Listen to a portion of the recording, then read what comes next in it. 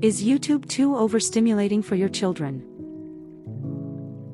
Many of us, parents, worry about screen time. If you are worried for your child, but both you and your partner are working full-time, then this video is for you. In this video, we will cover 5 key aspects. Do try to stay until the end of the video, as we will be offering a free customized solution for you and your family. The first aspect we should try to understand together is how the YouTube algorithm recommends content to your child. This self-reinforcing loop is at the heart of the problem with overstimulation. Second, we will go through with you some research on what overstimulation does to our children. Most of these are well known, but we present it here so that all of us have a common understanding of the problem. Third, we want to present the ideal solution to the problem of overstimulation. In other words, if we had all the time in the world and did not have to work, what would we do? Fourth, we want to acknowledge the difficulty of dealing with this problem if both parents hold a 9-to-5 job. We are working parents ourselves and struggled with this. Fifth, recognizing that the ideal solution is almost impossible or at least downright impractical, we will present some practical solutions for you to consider. This channel represents what we have come up with ourselves as the practical solution. So let's kick things off with a look at the first point, which is on how the YouTube algorithm feeds overstimulating content to your child in a self-reinforcing loop. In a way, it's not entirely YouTube's fault our children choose to watch such overstimulating content. The YouTube algorithm is very good at recommending content which is similar to what we have already watched or clicked on previously. In other words, the YouTube algorithm is technically neutral, and is only reinforcing our choices. The problem here is that our children are still not able to exercise enough discernment to get past their basic urges and compulsions. And to a certain extent, the YouTube content creators for children, and basically any children content creator, know this. There are trained child psychologists working with such content creators to easily hook your child on their content. Children are drawn to bright visuals, rapid movements or screen changes, constant audio stimulation, etc. Just take a look at an example of an episode of SpongeBob SquarePants which displays all of these features. Do you want to ruin the surprise? Yes! The show is mostly devoid of moral values and teachings, but it is a huge hit with the children. Mainly for the reasons just mentioned, and which you saw in the short video example. YouTube content creators for children seek to capitalize on this so that the YouTube algorithm will keep your child watching their content, even if the content itself may not have much substance or teachings. We pause here just to clarify that this is not intended as a fault-finding exercise, but merely to highlight the current state of the content available to our children on YouTube. Now that we know why a lot of YouTube content may be too overstimulating for our children, let's pause for a moment to consider why this is a bad thing. It's now time to consider some research on the negative effects overstimulation has on our kids. Overstimulation occurs when a child's senses are overwhelmed by the sheer volume or intensity of sensory experiences. It can lead to a range of negative effects, both immediate and long-term. Firstly, overstimulation can disrupt a child's ability to focus and concentrate.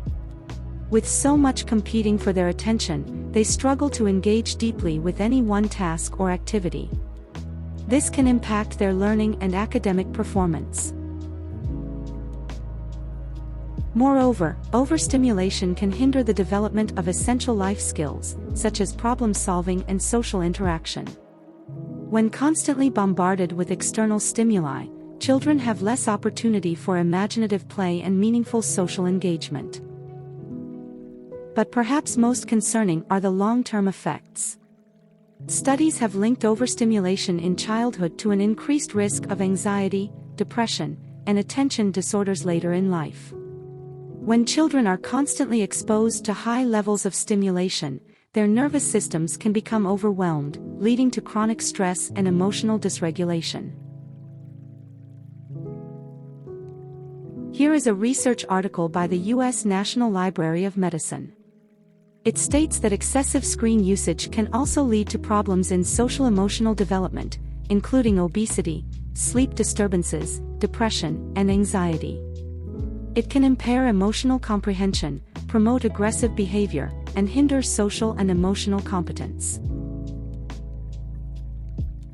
Another article by the Yale School of Medicine states that youth who spent the most time on their digital technology were statistically more likely to exhibit higher levels of internalizing problems 2 years later.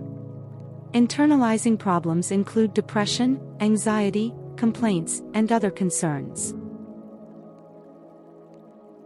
If overstimulation is recognized as the problem, then what is the ideal solution?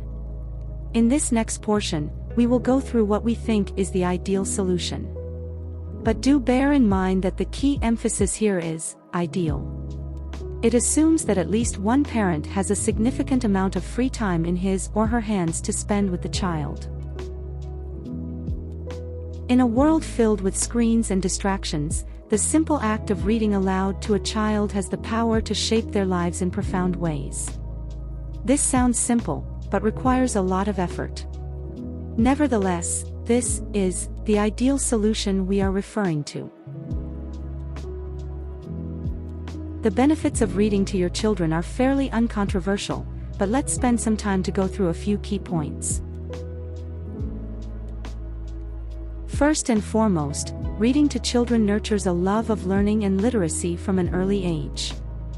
By exposing them to a rich variety of stories, we ignite their imagination and curiosity, laying the foundation for a lifelong passion for reading. But the benefits don't end there. When parents read to their children, they're not just sharing stories, they're also fostering crucial cognitive and emotional development. Listening to stories enhances a child's language skills, vocabulary, and comprehension. It exposes them to new words and concepts, expanding their understanding of the world around them. Moreover, storytime provides precious opportunities for bonding and connection between parents and children. It's a time to snuggle close, share laughter and tears, and create cherished memories together. Beyond the immediate joys, the benefits of reading to children extend well into the future. Research shows that children who are read to regularly are more likely to succeed academically, develop empathy, and exhibit better behavior. But how practical is this ideal solution? In our modern world, it is an unfortunate reality that both parents have to work full-time jobs in order to provide the best opportunities for the children and the family. This results in a dilemma. Can you relate to any of the following scenarios? Your children are back from school. It is now only the early afternoon. There is still a good 3 to 4 hours more for you and your partner to work, even if you are working from home.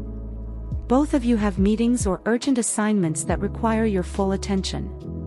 Desperate to entertain the kids, you allow them to watch 1 to 2 hours of cartoons and videos, with no supervision. A few hours later, it is time for dinner. You bring the family out for dinner. But you've just had a stressful day at work and you want some peace and quiet. You whip out the tablet and let the kids watch another 30 minutes of cartoons and videos while waiting for your food.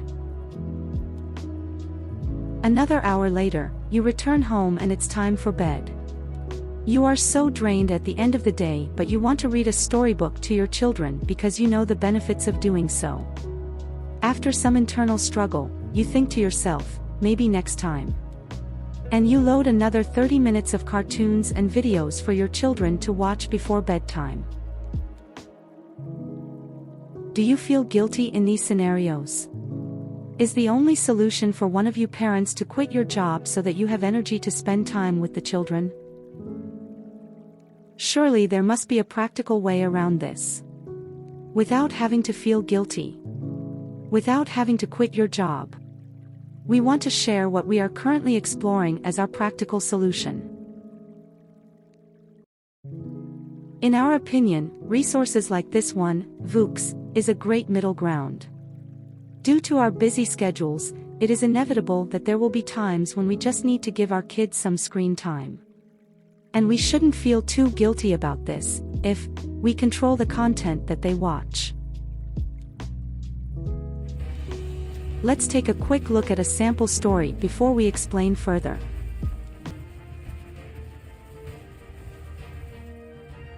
What's my superpower?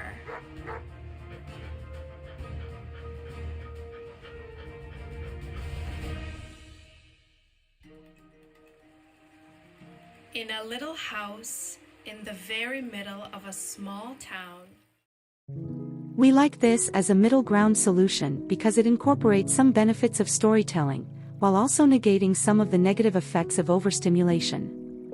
While their audiobooks are vibrant and colorful, the children viewing it are not bombarded with fast screen changes, quick animations, or constant audio stimulation.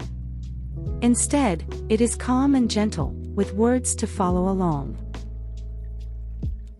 But we, as parents, wanted to go one step further, expanding on this idea of audiobooks. With the advent of artificial intelligence, we realized that this gave us an unprecedented opportunity to create stories for our children, selecting circumstances which they can relate to and then seeking to impart positive values through the stories. And that's how Wisely Worm World was born. We created these stories based on our interactions with our own children, and what we may want to teach them. For example, in this story, we hope to teach our children about perseverance. In this story, we wanted to get our children to eat more healthily. So we got creative and showed a little bit of what unhealthy snacks look like and why they are bad for the body. This story was based on a classmate of our daughter's who excluded a few classmates from being her friend. We wanted to show our daughter why we thought this was not okay, and how our daughter should behave instead. This story was about a time when my son was scared to go to a new class and kept running away, even though he promised to give it a try. We sought to educate our son on how to be brave and why it is important that we try our best to keep our promises. There are many stories here to explore, but the important point here is that they are customized for our children's learning. Each story may feature them, or their friends, which helps to keep the stories relatable and engaging. Come talk to us if you want to think about customizing stories for your children and the issues they are facing. It could be simple things like how they should handle their money, to really important issues, like bullying in school and how to deal with it. We would be more than delighted to journey with you and grow these resources together. We are also exploring ways to teach our children new vocabulary through these stories. A few of our audio stories include stretch goals, where there will be around 3 more difficult words. But we will explain them in a simple way at the end of the story just to help our children internalize and apply these new words. Our ideas don't end here. We are also thinking about using the platform to create word games for families. This can be a fun way of spending time together after dinner, just exploring a few new words together. Have a look and see if you can guess this word before the answer is revealed.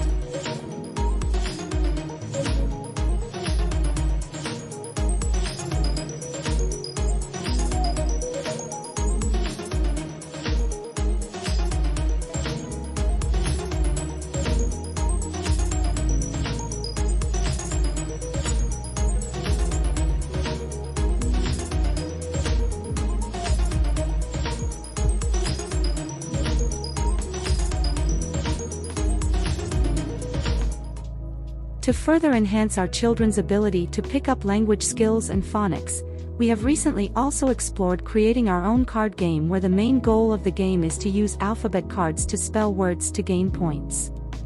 The sample you see here are the action cards, fully customizable to keep our children entertained.